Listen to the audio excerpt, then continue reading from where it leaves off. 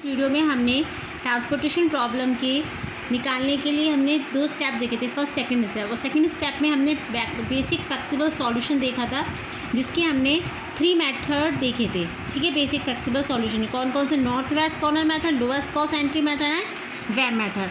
तो आज हम पहले करेंगे north west corner method. North west corner method के पहले हम सबसे पहले हम उसका रूल देखेंगे और देन उसके बाद एक एग्जाम्पल सॉल्व करेंगे। This is rule may be stated as a follow.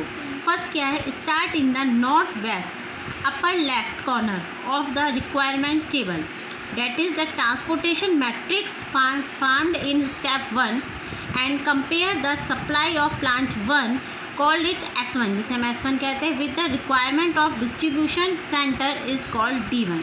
यानी कि जो हमारी सप्लाई होती है वो हमें मिलती है कॉलम में, और जो हमारा रिक्वायरमेंट होता है या डेस्टिनेशन होती है वो हमें मिलती है किसमें? रो में। तो यही बात कही है इसने। मैं अब इसी के फर्स्ट की हमारे 2-3 पार्ट्स है। फर्स्ट पार्ट, इफ़ यदि D1 लेस देन होता है S1 से, यानी कि अगर रिक्वायरमेंट कम है किससे? सप्लाई से, that is if the amount required at D1 is less than the number of unit available at S1, set S11 equal to D1, find the balance supply and demand and proceed to cell. जो भी है, जिस भी cell में हमारा होगा, proceed कैसे चलेगा? हमारा हॉरिजेंटल चलेगा। बी, इफ़ यदि D1 इक्वल्स टू S1 के है, यानी डेस्टिनेशन या रिक्वायरमेंट बराबर सप्लाई के है, तो यानी कि set S11 equal to D1, compute the balance supply and demand and proceed to cell. जिस भी सेल में हमारा ये होगा, प्रोसेस इज डायगनली। प्रोसेस कैसे चलेगा? हमारा डायगनली चलेगा। नेक्स्ट है हमारा D1 ग्रेटर देन किसके है? S1 के है, सेट SS1 में equal to S1, compute the balance supply at the demand and proceed कैसे चलेगा? हमारा वर्टिकली चलेगा।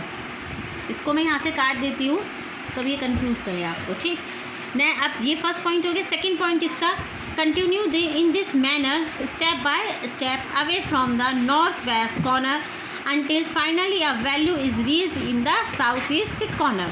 यानी कि नॉर्थ वेस्ट कॉर्नर से चलते चलते हम किस पे आ जाएंगे? फाइनली साउथ ईस्ट कॉर्नर पे आ जाएंगे। ये मेथड का हमारा रूल हमारे फिनिश हो गए। अब हम एक एग्जांपल देखते हैं, तब हम इसे अच्छे से समझ पाएंगे। The present example of north west corner rule. देखिए, जैसे अब हमारे पास ये मैट्रिक्स मिलेगी हमें, हमारे मैट्रिक्स में हमें क्या दिख रही है? 1 2 3 4 हमें ये कॉलम दिख रहे हैं। सप्लाई हमारी 3 है, डिमांड हमारी क्या है? 1 2 3, इससे 7 5 3 2। इन डिमांड को प्लस कीजिए, 7 में 5 प्लस कीजिए, 3 + 2, इनको प्लस करते हैं तो हमारा आता है 70। The present example of north west corner, ये हमारा डिस्ट्रीब्यूशन सेंटर है, ये सप्लाई है, ये डिमांड। सप्लाई हमारी किस में गिवन है? सप्लाई हमारी वर्टिकली गिवन है, जिसे हम क्या कहते हैं? कॉलम भी कह सकते हैं। डिमांड हमारी हॉरिजेंटली गिवन है, जिसे हम रो भी कह सकते हैं। यानी कि हम ये कह सकते हैं ये 3 रो हैं, 4 कॉलम्स हैं। तो अब हम यहाँ पे ये देखेंगे कि ये जो डिमांड और सप्लाई का एडिशन क्या आना चाहिए? बराबर आना चाहिए। तो बराबर है, कितना है? 70। इट मीन्स कि ये जो हमारी मैट्रिक्स है वो कैसी मैट्रिक्स है? बैलेंस मैट्रिक्स है। अब हम आगे बढ़ते हैं। नॉर्थ वेस्ट कॉर्नर मेथड क्या कहता है? नॉर्थ वेस्ट कॉर्नर कहता है कि आप सबसे पहले कोने में आ जाइए। इधर सबसे पहले हम इधर कॉर्नर में आएंगे। नॉर्थ कॉर्नर में आते हैं तो यहाँ पे हम देखेंगे हमारी सप्लाई कितनी है? 6। हमारी डिमांड कितनी है? 7। डिमांड तो 7 की है और सप्लाई है 6। ये अब सप्लाई तो सिर्फ 6 ही है ना, डिमांड कितनी है? 7। तो सप्लाई से ज़्यादा तो नहीं दे सकता, जब वो उसकी फैक्ट्री में बनी 6 रहे हैं, तो वो 6 क्या करेगा? इन 2 को पूरा दे देगा। तो अब हमारी डिमांड तो यहाँ पे कितनी हो जाएगी? 1, और सप्लाई हमारी ये वाली जिसकी सप्लाई हमारी कंप्लीट हो गई, वो क्या हो जाती है? वो रो हमारी कैंसिल हो जाती है। इस बात को हम यहाँ पे लिख के भी बता सकते हैं कि सेट X11 का मतलब first row first column equal to 6, the smaller of the amount available at S1 कितना है? 6 है, and the needed at the requirement, ये डिमांड कितनी है हमारी? 7 है। एंड अब क्या करेंगे?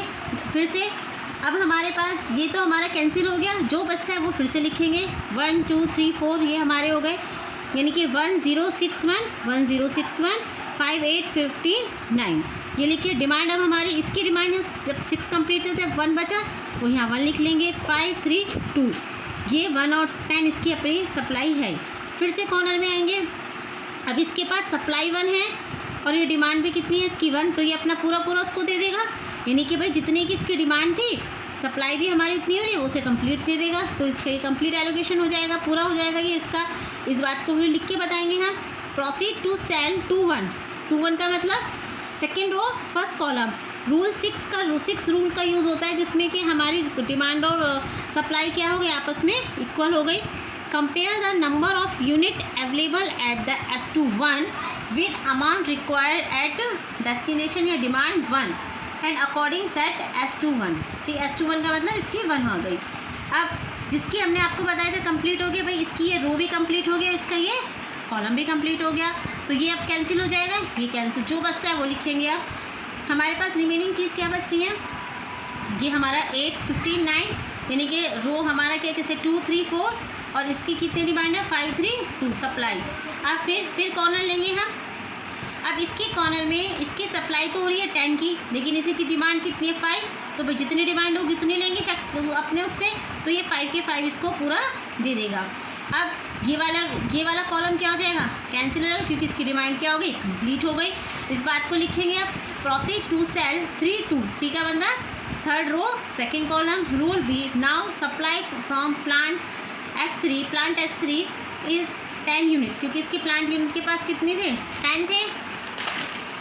While the demand for D2 demand कितने की थी, सिर्फ 5 यूनिट्स की थी। According set X32 equal to 5, see वो 5 दे सकता है, 5 उसने दे दी।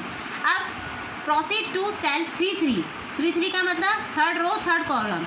रूल ए लगाएंगे एंड एलोकेट द 3 देयर, यानी कि ये चीज़ ये है, अगर हम अब हमारे पास यहाँ पे सप्लाई 5 बची हुई है और यहाँ पे डिमांड कितनी है 3 और 4 2 की, तो ये अब फिर कॉर्नर लेंगे, ये कितना दे सकता है, सिर्फ 3 दे सकता है। हम इसे ऐसे भी लिख सकते हैं, स्लैश में भी लिख सकते हैं कि 5 हमने, ये है हमारा 5 में से हमने इसको 3 दे दिया है, तो इसको हम यहाँ 2 लिखेंगे।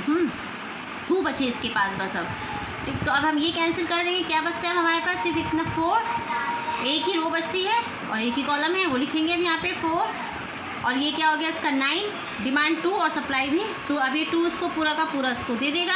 इस बात को यहाँ लिख सकते हैं। प्रोसीड टू सेल 3-4 यानी कि third row fourth column, rule A के हिसाब से and allocated to there this, ये से कंप्लीट हो गया। अब जब हमारी सभी एलोकेशंस कंप्लीट हो जाती है, यानी कि हमारी जब सभी सप्लाई और डिमांड कंप्लीट हो जाती हैं, तब हम उसे पूरे मैट्रिक्स दोबारा से बनाते हैं, और जो सप्लाई और जो डिमांड जिस रो में या जिस कॉलम में होती हैं उसमें हम उसको रख देते हैं। जैसे हमारे 2 पे कितना था 6 थी, 1 में कितना था ये 1, उसके बाद 8 पे कितनी आई थी 5, ये 15 में 3 और 9 में 2, ये जो कहलाती है ये 6, 1, 5, 3, 2, ये हमारी एलोकेशंस कहलाती हैं। तो हम उसके बाद जब ये सारी एलोकेशंस हमें मिल जाती हैं, तब आपको क्या करना होता है, एलोकेशंस को भी ऐड करके देखेंगे, रो बाय रो में भी और कॉलम में भी। रो में देखिए ये 6 है, यहाँ पर 6 है, ये 1 है, ये 1 है, ये कितनी थी इसकी सप्लाई 10, तो ये 10 होना चाहिए, 5 और 3 8, 8 और 2 कितने हो गए 10।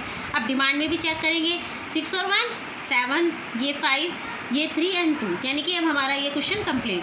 अब लिख देंगे the proposed solution is a flexible solution since all supply and the demand constraints are fully satisfy होगा, क्योंकि सप्लाई डिमांड हमारी कंप्लीट हो गई है।